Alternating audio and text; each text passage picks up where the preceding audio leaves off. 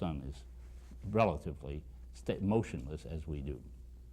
And that should be sufficient for an intro. I'd like to make a couple questions back. It seems like a contradiction of terms, and maybe I misunderstood, but you said for every question we answer, there are two more questions. That appear. That appear. Much like when we magnify to see something clearer, we now see additional things we didn't see before. And that's what the electron microscope or anything has done. The telescope shows us what we looked at, and then we see things we hadn't seen. So then at the same time, we challenge and evaluate and come closer to the truth. Are we coming closer to the truth with more questions?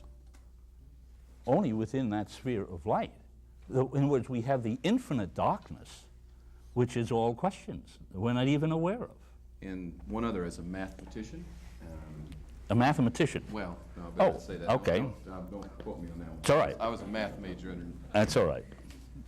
You talked about how they're expanding pi out to many decimal places. Will they ever come to the end? I don't believe so, but I'm not a mathematician. If you want to know, I use 3.1416 and never go any further, and it's sufficient for me. But if I were plotting the path of an orbiting device, say, 3 or 4 years out in space, I'd better have that carried out to many more decimal points.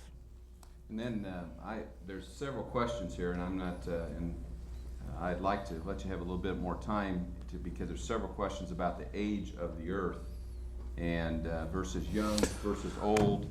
Can you give just you gave a couple things. Would you give a couple things more, or a couple things to tell you?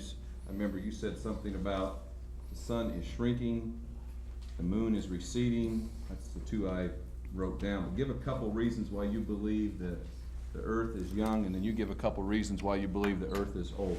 And just, Okay, meteors, the fact that we still have meteors in space. I should be on this mic here. Sorry. Okay.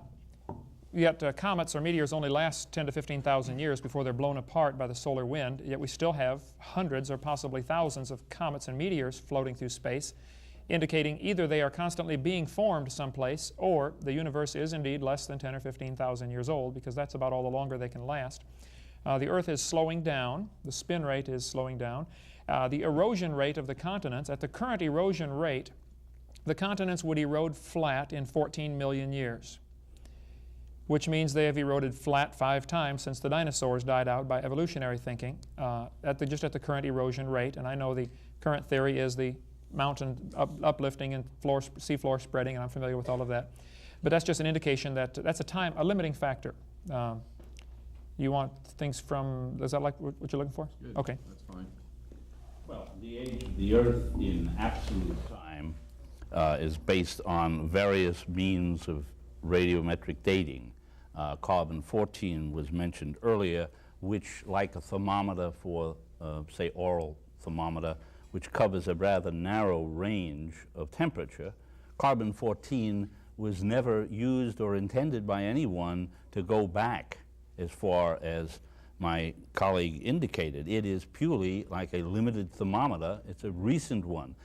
Lead uranium and others, but all of these, indeed, I can show you books and books. You were kind, actually, to talk about the few mistakes that were made by geologists and other scientists. That's, I guess, one of the things you learn from being one, is how many other mistakes have been made. History of being wrong, including, I might add, the United States scientists were the ones who most steadfastly held against seafloor spreading and continental drift. Our geophysicists insisted it was not possible for that to happen.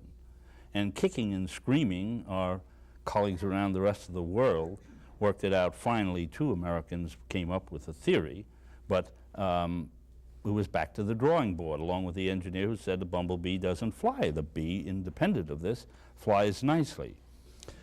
Some of the problems with the examples given about time, the universe is indeed winding down and spreading out, but to use as a mathematician, or we'll say erstwhile mathematician, you appreciate the difference between a linear and a geometric relationship.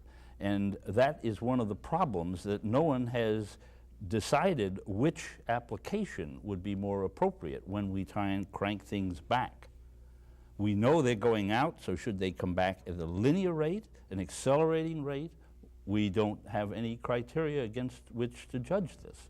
The same problem with the Big Bang Theory. Things are going out, you know, as things spread out, that's in accord. However, the problem is we don't know, and this is beyond our scope. There are things within our scope, and fossils.